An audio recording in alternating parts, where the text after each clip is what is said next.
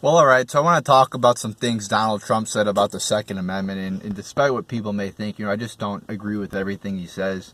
So, and I disagreed with this. So he came out on the Second Amendment. He was in like some bipartisan bullshit meeting with some Democrats, Dianne Feinstein, scum like that. And he was really like agreeing with them and talking with them, and it was really sickening. I almost threw up watching this bullshit. And I don't know what the fuck he's doing, because he ran on protecting the Second Amendment. That was one of his core messages, I'm going to keep that, I'm going to protect it. Your guns aren't going to be taken away, blah, blah, blah, blah, blah. Well, now he's really going back on that, and now he's agreeing with shit to limit the Second Amendment, like lowering the age to get a gun, or raising it to 21, which I think's dumb.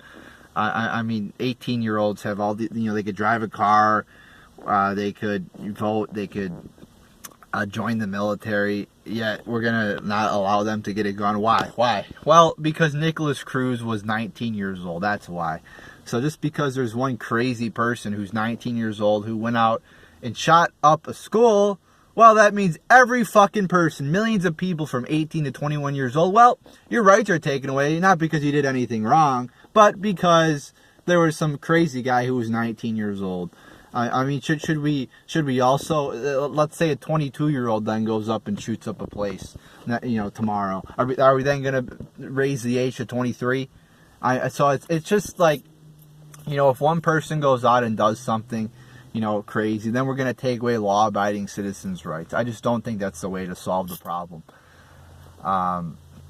So I think the way to solve the problem is if you look at how this shooting could have been stopped. Well, who failed? The government failed. Wow, that's a shock. The government failed. So is the government going to fix itself?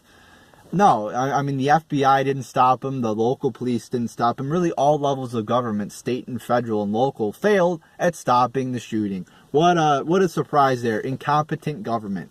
What could really be done, as opposed to taking away law-abiding citizens' rights, is to make sure that the background checks, because you have to go through a background check, despite what the Democrats tell you, there is a background system.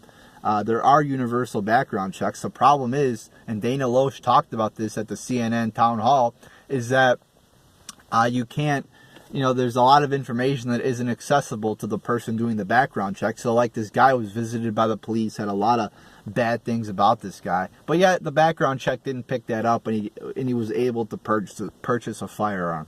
And now they want to take away assault rifles. Like, that's actually going to do anything, because assault rifles are hardly involved in any gun murders. It's mostly like pistols and handguns. So all you hear about are the mass shootings that happen every once in a while. But there are like 97% of crimes are not assault rifle mass shootings. There a lot of you never hear about all the murders in Chicago or Detroit or a lot of other shit cities that are in the shit, and they're not done with assault rifles. So banning assault rifles isn't going to do much. And the DOJ even concluded that the assault rifles ban from 94 to 2004 didn't do anything. It didn't lower murders. So don't do that. That's not going to do anything again except take away law-abiding citizens' rights. Oh, and by the way, I don't know if you saw the story, but I'm sure Jake Tapper or Wolf Blitzer wasn't talking about this, but I was reading a couple days ago how a guy with an AR-15, helped stop a crime. Oh, well, that doesn't fit into the Democrat talking points. You didn't hear about that, did you? No, of course not.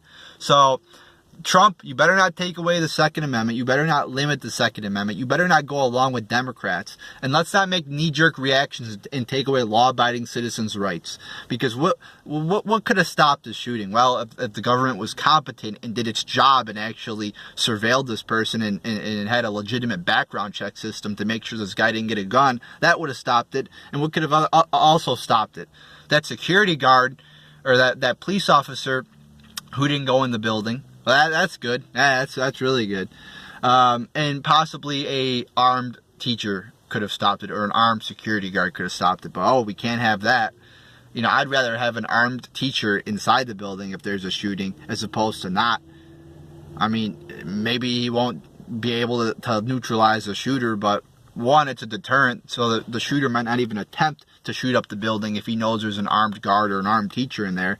But even if he does attempt to shoot up the building, there's a much higher chance that that target will be neutralized. So there you go, people.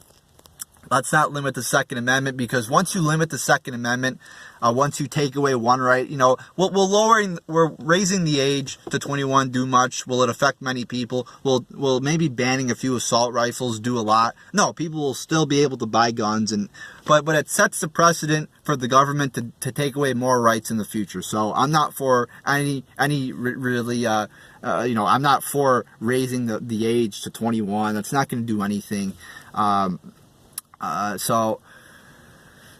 If they take away a couple rights, it's not really going to do much to begin with, but it sets the precedent for the government when there's a Democrat in there. Let's say a Democrat gets elected in 2024. Well, then that Democrat's just going to go crazy and take away more rights, because if Trump goes through with this, he set the precedent, and that sets a precedent to limit the Second Amendment even more in the future. So there you go, people.